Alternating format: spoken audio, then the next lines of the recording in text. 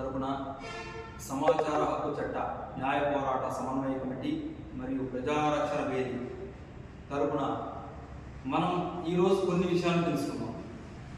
అదేంటంటే మొట్టమొదటగా బ్యాంకులపై ఎక్కడ ఎలా ఫిర్యాదు చేయాలి. దాదాపుగా ఇప్పుడు జరుగుతున్నటువంటి కాలంలో బ్యాంకులకు వెళ్ళి నిరీక్షణ చేసి లోన్ల కోసమైనా కానివ్వండి, డబ్బులు కట్టడానికి, డబ్బులు తీసుకోవడానికి చాలా ఇబ్బంది మారింది. ఈ విషయాన్ని కొంతమంది ఏం చేస్తున్నారంటే ఆఫీసర్స్, మేనేజర్లు వాళ్ళ పనితీరు ఎంప్లాయీస్ని గట్టిగా మాట్లాడలేక ఇంకొన్ని కారణాల వలన పనులు కొంచెం బాగా నిదానం అవుతున్నాయి. ఈరోజు అయ్యే పని 4 రోజులు 5 రోజులు అలా అవుతుంది. అయితే తిరిగి వేసారిపోయినటువంటి ప్రజలకి ఇదొక సువర్ణమైన అవకాశం. బ్యాంకులపై ఎక్కడ ఫిర్యాదు చేయాలి, అది ఎలా చేయాలి, బ్యాంకు సరిగా స్పందించకపోతే దాని మీద ఎవరికి కంప్లైంట్ చేయాలి, అంబుడ్స్మన్ అంటే ఏంటి జనాలకు దాదాపుగా తెలియదు. ఇప్పుడున్న ఈ టెక్నాలజీ ఉన్నటువంటి అంత టెక్నాలజీ వాడుతున్నాం, కానీ కరెక్ట్గా బ్యాంకులకు వారి దగ్గర నుంచి పనిచేసే తీరుని మనం ఎవరి దగ్గర ఫిర్యాదు చేయవచ్చు.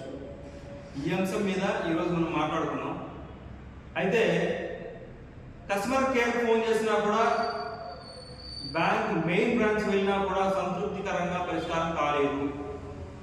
అలాంటి సందర్భాల్లో ఏమీ చేయలేక వినకుండిపోతాం. అయితే ఇలాంటి పరిస్థితుల్లో reserve Bank of India RBI మీ బ్యాంకుపై ఫిర్యాదు చేసే అవకాశం ఉంది. డైరెక్ట్గా RBIకి ఫిర్యాదు చేసే అవకాశం మనకు యాజ్ ఎ కస్టమర్గా మనకు ఆ రెస్పాన్సిబిలిటీ ఉంటుంది. అయితే అందుకోసం RBI ప్రత్యేక విధానాన్ని అమలు చేస్తుంది. దాని పేరు RBI బ్యాంకింగ్ అంబుడ్స్మన్ పథకం. దీని ద్వారా వినియోగదారులు తమ బ్యాంకులో పరిష్కారం కాని సమస్యలపై ఫిర్యాదు చేయడానికి ఉపకరిస్తుంది. బ్యాంకింగ్ అంబుడ్స్మన్ అంటే ఏంటి? బ్యాంకింగ్ అంబుడ్స్మన్ అంటే ఓ సీనియర్ అధికారి. ఈయనను రిజర్వ్ బ్యాంక్ ఆఫ్ ఇండియా నియమిస్తుంది. బ్యాంకింగ్ సేవల్లో లోపాలుంటే వాటిపై కస్టమర్ కేర్ ఫిర్యాదు చేయవచ్చు.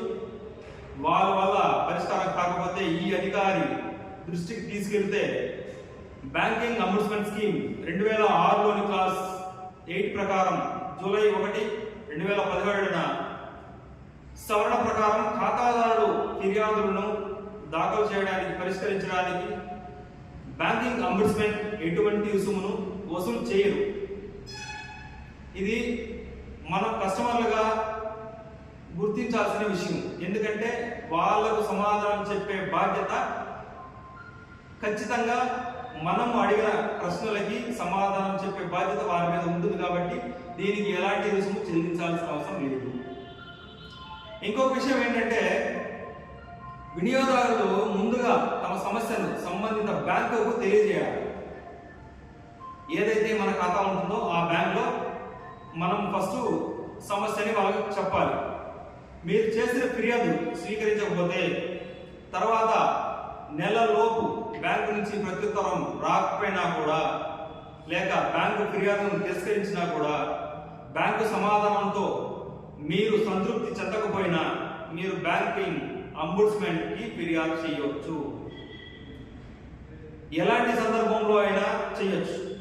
ఎందుకంటే దానికి 24/7 అవైలబిలిటీ ఉంటారు RBI వాళ్ళు. కాబట్టి ఎటువంటి ఇబ్బంది లేదు. ఎప్పుడైనా ఫిర్యాదు చేసే టైం దానికి కేటాయించలేదు. కాబట్టి అంబుడ్స్మన్ కు ఫిర్యాదు చేస్తే రుణాలు అంటే లోన్స్, అడ్వాన్సులతో సహా బ్యాంకు సేవలలో లోపాలకు సంబంధించిన ఫిర్యాదులు చేయొచ్చు. అందులో ఎంప్లాయీస్ సరిగా రెస్పాండ్ అవ్వలేదా, లేదంటే ఇంకా కొన్ని కారణాలు, సాంకేతిక కారణాలు లోపాలు చూపించారా, ఈ అన్నీ కూడా మనం అంబుడ్స్మన్ కి కంప్లైంట్ చేయొచ్చు.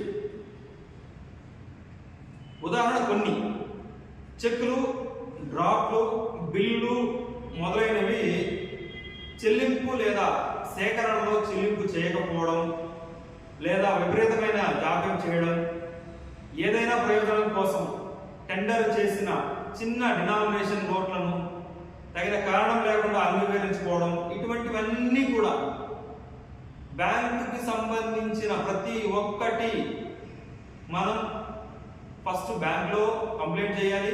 బ్యాంక్లో స్పందించకపోతే ఖచ్చితంగా ఆర్బీఐకి మనం కంప్లైంట్ చేసే అధికారం ప్రజలకు ఉంటుంది.